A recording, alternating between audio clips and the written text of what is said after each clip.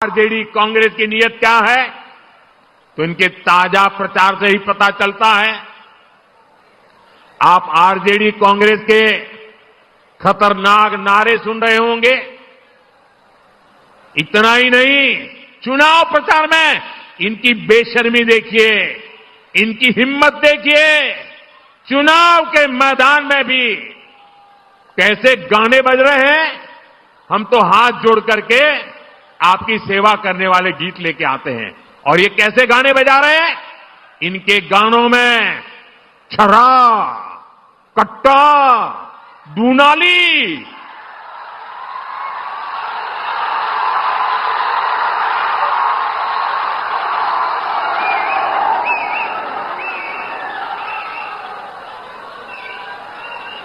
मैं तो सोच नहीं सकता भाई, ये छोरा, कट्टा, दूनाली, इसके गाने और चुनाव के मैदान में।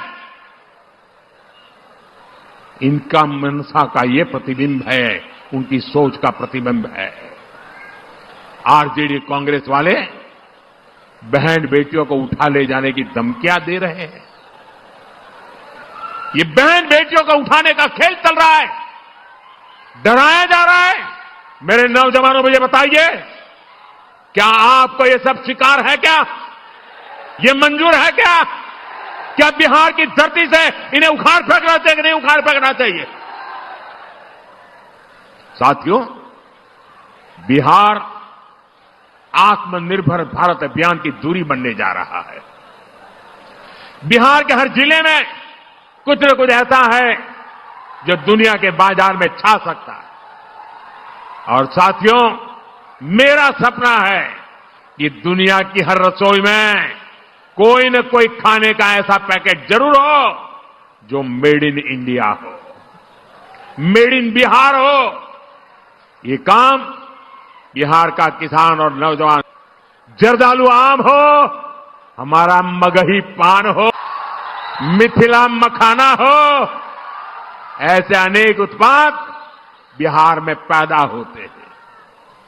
यहां के किसान कतरनी और मरचा चावल उगाते हैं। हमारी सरकार ने इन सभी को जीआई टैग दिया है, यानी दुनिया में इन उत्पादों के साथ अब बिहार का ही नाम आएगा। साथियों, एनडीए की डबल इंजन सरकार बिहार में कृषि आधारित उद्योगों पर, फूड प्रोसेसिंग पर बल दे रही है। इसके लिए भी हमारी सहकारी समितियों को मदद दी जा रही है, और हम छोटे किसानों के हितों को भी प्राथमिकता दे रहे हैं।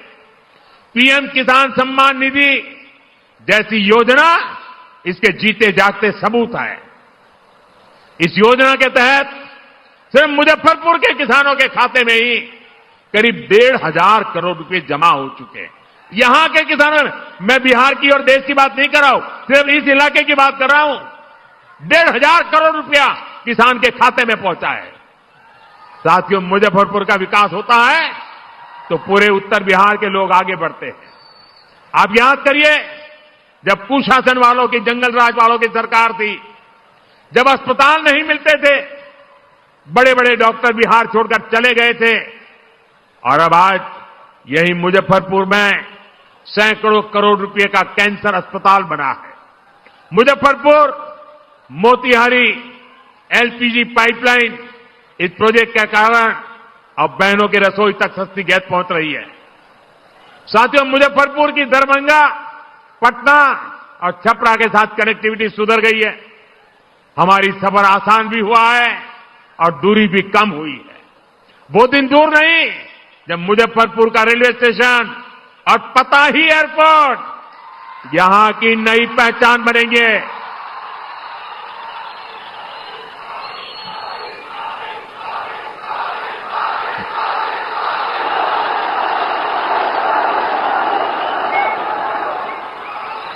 साथियों, ये धरती राजेंद्र बाबू, जेबी कृपलानी, जॉर्ज फर्नांडिस और कैप्टन जयनारायण निषाद की कर्मभूमि रही है।